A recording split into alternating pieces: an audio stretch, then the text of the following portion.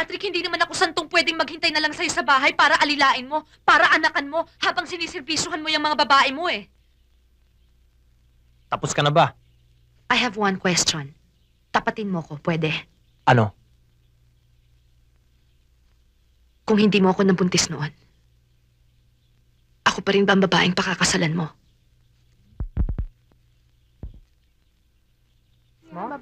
You didn't talk to him? No. Good for you. Manhid na ako sa kakasori ni Patrick. I know the feeling.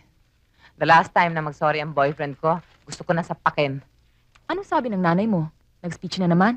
Natural. Paano na daw si Jopet? Paano na daw ako? Ang itay naman, pakiramdam ko, binibilang ang kinakain namin mag-ina. Ano nang plano mo?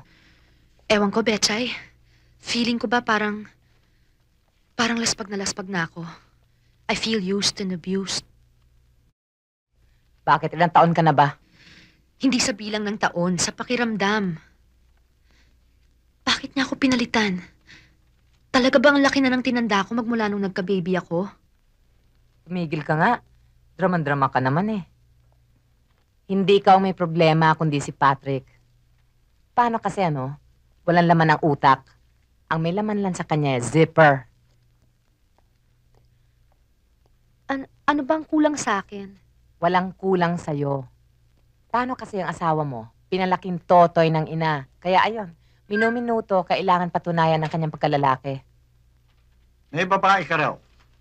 Baka kaibigan ko lang yun. Eto naman si Irene, pinagseselosan lahat eh.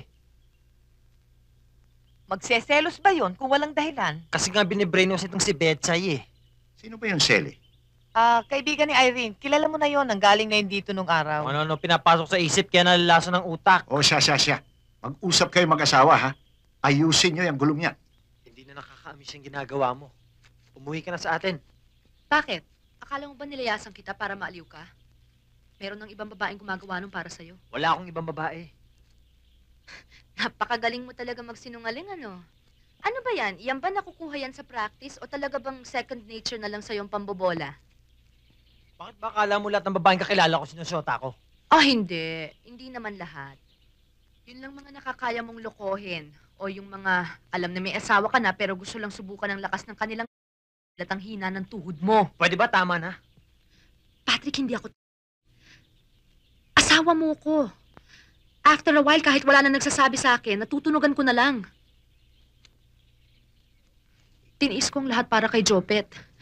Pero ang pabuhin ninyo ng sekretarya mo ang kama ko. Pwede ba? Ikaw ang dapat pating sa doktor dahil sa pagka-insecure mo eh. Oy, hindi ako insecure. Ikaw ang insecure. Dahil alam mo ikaw, gusto mong patunayan sa lahat ng nakakakilala sa'yo na kaya mo kahit na sinong babaeng magustuhan mo. Patrick, hindi naman ako santong pwedeng maghintay na lang sa'yo sa bahay para alilain mo, para anakan mo, habang siniservisyohan mo yung mga babae mo eh. Tapos ka na ba? I have one question.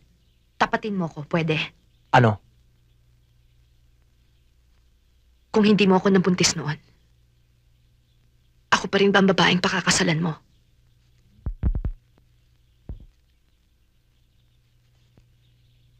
Salamat. Sinagot mo na ang tanong ko.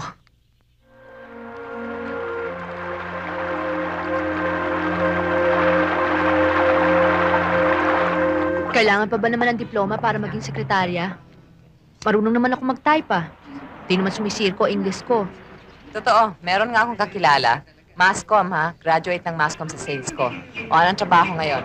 Ayan, traffic aid dito sa Legazpi Village. Totoo yan, ang nangyayari yan.